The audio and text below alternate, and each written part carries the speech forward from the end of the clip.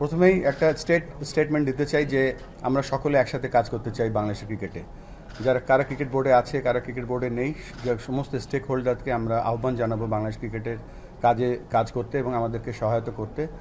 এখানে কন্ট্রোভার্সি হয়তো নির্বাচনের আগে সব দেশে সব জায়গায় সব সেক্টরে হয়, বাট আমার জানা মতে আমরা বাংলাদেশ ক্রিকেট বোর্ডে যে কনস্টিটিউশন আছে উইদিন দ্য কনস্টিটিউশন থেকেছি। নির্বাচন যে বিধিমালা ছিল তার মধ্যেই ছিলাম।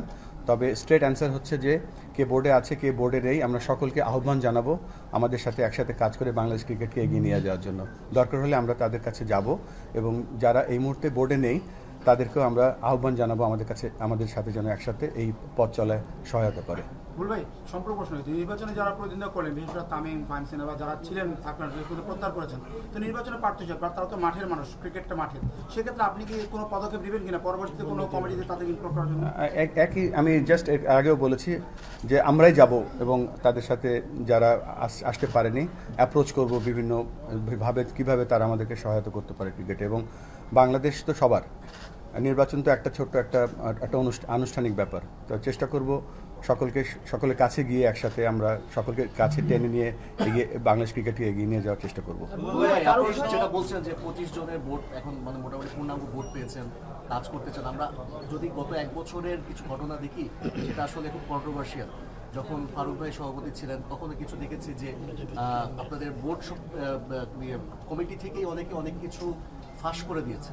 আবার আপনি যখন ছিলেন তখনও আপনাদের মধ্যে নিজেদের মধ্যে যে আলাপ হয়, আপনাদের গ্রুপ, সেখানেও অনেক স্ক্রিনশট ফাঁস হয়ে যায়। মানে বিষয়টা হচ্ছে যে আপনি যাদের কিনা কাজ করবেন তারাই এগুলো ফাঁস করে দিচ্ছে।